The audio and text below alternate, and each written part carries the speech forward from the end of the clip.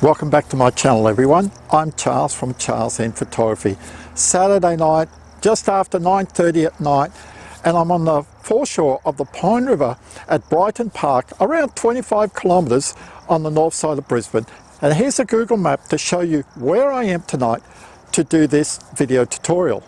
I want to show how easy it is to actually photograph star trails in suburbia around the city area. I have already done a video showing how to photograph the Milky Way in suburbia.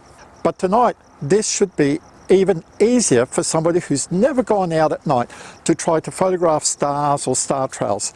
Because unlike trying to photograph the Milky Way, normally you'd need an ultra-wide lens with a rating of f2.8. For star trails, there is no need for that. You can easily use a kit lens because we're not worried about limiting our exposure time to, let's say, 15 seconds, 20 seconds, or 25 seconds. And having a f-stop of around f2.8 or as low as we could get to let as much light in. Because star trails, we're looking at a length of time. Tonight, I'm using my Nikon D500 with my Nikon 18 to 140 millimeter lens at 26 mils. And what are we photographing? You guessed it, a mangrove tree. I just love mangrove trees. If you haven't worked that out yet, well, you haven't watched enough of my videos. I really like photographing mangrove trees. They just got an appeal that I'm just drawn to. We don't have a lot of mountains around my area here, so I like coming around the beach side and all that. And this is my favorite mangrove tree. I put a picture up here. This is what the mangrove tree looks like in daytime. The reason I've zoomed in from 18 to 26 mils is that I don't want too much of the scene. If I was out where there was no light pollution and all that, then I would probably use 18 mils. But because we're so close to the city, I'm only about 200-300 meters from the Houghton Highway here, and there's a lot of lights across the bridge, so I don't want to go too wide. The reason I'm facing in the direction I'm facing is that it is roughly north. If I was facing south, I would have more of the lights from Brisbane and all that. So this is why I'm facing in this direction.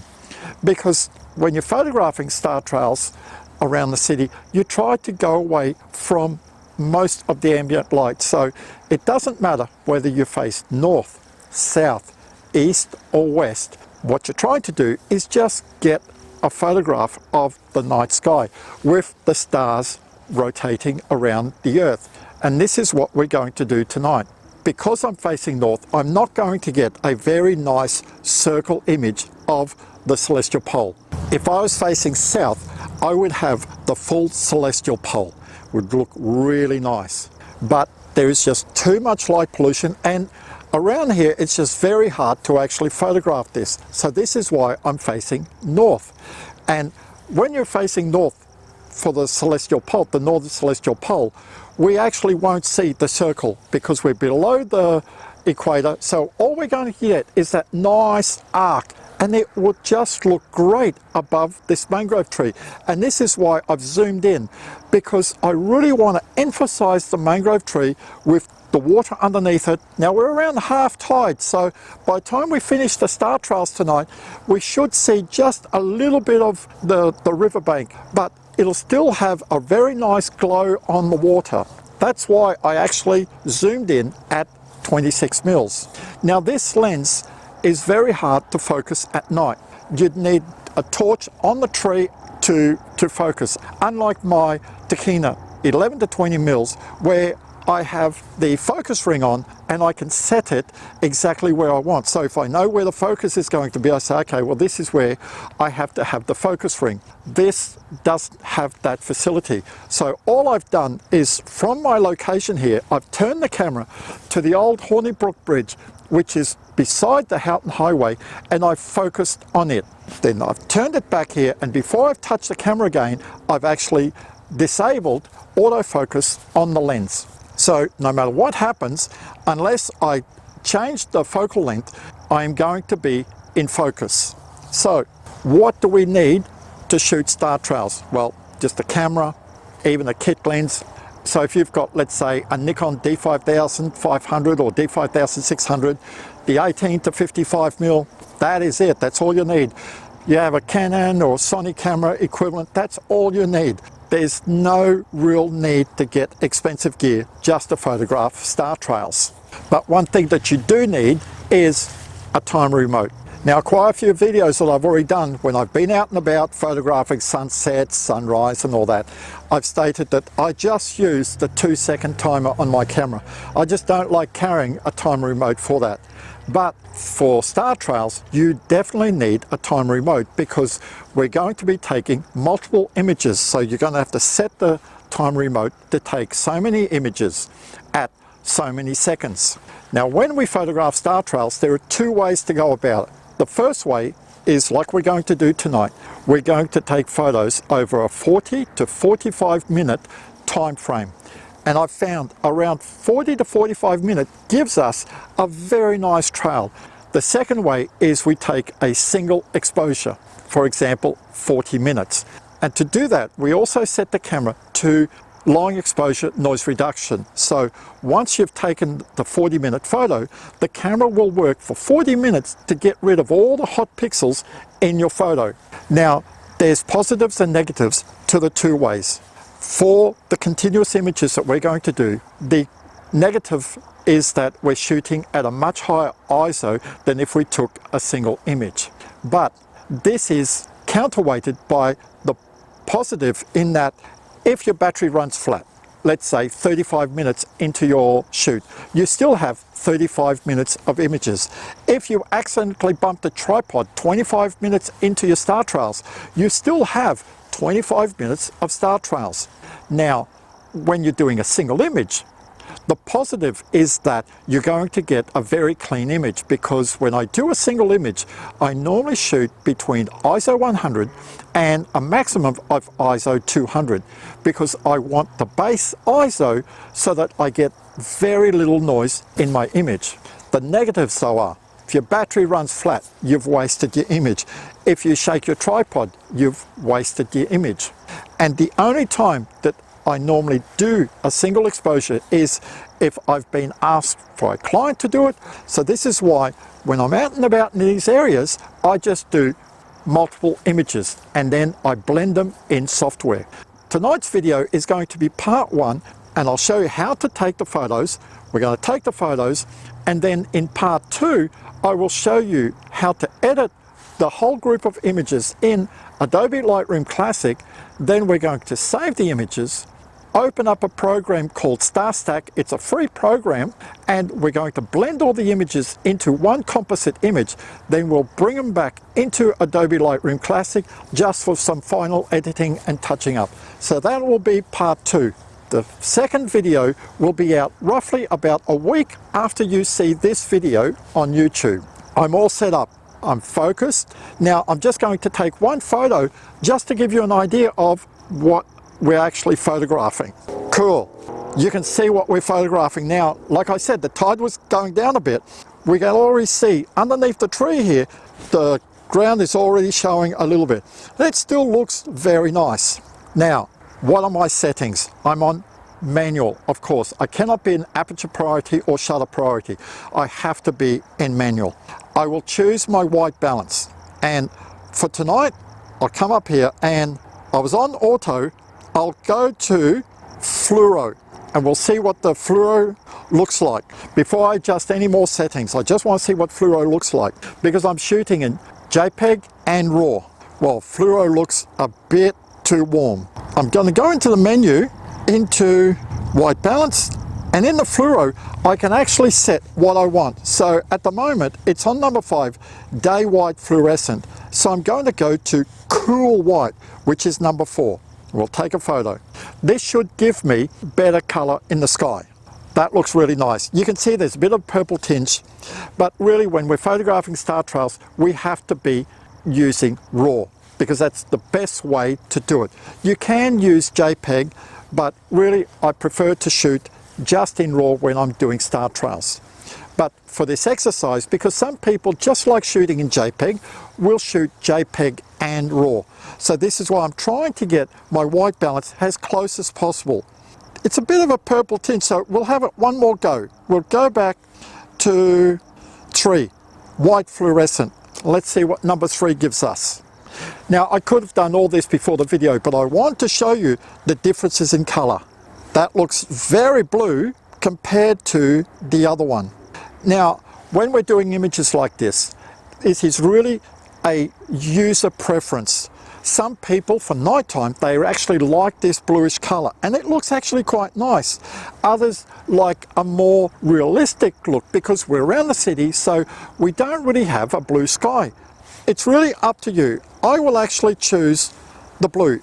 Even though I know that it's a bit cooler than what it should be, it still looks quite nice. So we'll go for the blue. Now, our aperture. Apertures, like the minimum here, would be, at this focal range, would be f3.6, sorry, f3.8. But I will go to f5.6. The reason is that I just want to slow down the shutter speed, so I want to try to get to a shutter speed of around 50 seconds. Now, depending on the camera you have, when we're photographing the Milky Way and all that, we're really limiting ourselves between 15 to 25 seconds because we want pin-sharp stars. Tonight, I don't want pin-sharp stars. I want stars in motion. So it doesn't matter if each exposure has got the stars moving. On my camera, I know I can go to 50 seconds. Depending on the camera, depending how good your camera is, you'd have to check this. You could shoot between, let's say, 30 seconds to 50 seconds. Now, on my Nikon D750, I could go to a minute before I got the little hotspots there, just the sensor's just getting too warm, and I don't want that. I know on this camera I can go to 50 seconds, so this is what we're going to do. To work out my exposure, to work out the 50 seconds, because on the camera here, I can only go to 30 seconds. I don't want to waste time at 50 seconds to work out the correct exposure, my aperture, my shutter speed, and my ISO. So I'm going to set it at 6 seconds at f5.6 because I could easily then keep multiplying that to get to 50 seconds. Well, it'll get to 48 seconds and that'll be very close for us. At the moment, I'm on 6 seconds, f5.6, and the ISO is 8000. And don't worry about ISO 8000 because this is only a test image, because when we lengthen the shutter from 6 seconds to 48 seconds, our ISO will greatly reduce from 8000 way down. So 6 seconds, f5.6, ISO 8000. Cool, that looks so good. I'm happy with that. 6 seconds, f5.6, ISO 4000. Now, all I have to do is multiply 6 to get to 48, and that's 8 times. Now, what I'm going to do is I'm going to use the time remote, set my time remote to 50 seconds, and my ISO down to 1000. Now my camera can only go to 30 seconds, so I've got to be in bulb. Forgive, I've got to put the light on here. Now I turn my time remote on, and I've set my time remote to 50 seconds. Now what I have to make sure is that I set my camera up here. I don't want single exposure. I want to go to continuous.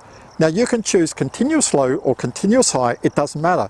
Continuous low is fine. We set it on continuous low, and I'll take one photo. So it'll actually take 2 because I want to finish. It'll automatically start taking a second, but I'll just stop it straight away. I want to see what it looks like at 50 seconds. Cool, photo's taken. Let's take a look at it. Beautiful. That looks so nice. Now I'll zoom in. I just want to make sure that the tree's nicely focused. Oh, that is so nice. Let's look at the stars. I can see star trails. The stars, probably a couple of mils. It is going to look really good. Now we're ready to go. All I have to do, press start. Now this is a cordless. The other sensor is here, and I've just got a little bag here because if you walk away too far when you've got a remote like this, the camera can stop receiving the signal. If it's just a single cord, you can just leave it to the camera, but this one has got 2 units, the sender and the receiver. So I've got a little bag here that I just put the remote in there, because if I walk away back to my car while the photos are being taken, I'm going to find that by the time I get to the car, this is going to lose the signal. So we start, Now what I want to listen to is to make sure that it's going to keep taking more than one photo before I walk away. Don't just walk away just as soon as you've pressed the trigger. Wait a couple of minutes. Make sure that it's actually taking a couple of photos before you walk away. I've heard it go off twice now, so now I can just put the remote in my little bag here. I'll just clip it to the tripod and we'll come back in 45 minutes. What I failed to mention was on my remote here, I've set the long exposure setting to 45 seconds. The interval just to 1 second, because that's the minimum you can set it to. You don't want more than 1 second or else you're going to get gaps in your stars. And then I don't press for the amount of photos that I want. I just leave it at 999. So it means it'll take up to 999 photos before the timer stops. And I'll be well and truly finished before that. So it's at 999. I will set my phone to 45 minutes. And in 45 minutes time, I will come back here and stop the camera. So my timer went off for 45 minutes. I've just come here and stopped the camera. This is our last exposure of the night. You can see the tide's gone out in 45 minutes, and now all the water's gone from the foreground. But we should have a very nice composite star trails image from all our images. So that's it for tonight. Make sure you tune in to part 2, where I will show you how to edit the star trails images that we took tonight in Adobe Lightroom and merge them into StarStack. If you found value in this video, give me a thumbs up. I'd appreciate if you subscribe to my YouTube channel. Stay safe and enjoy your Nightscape photography.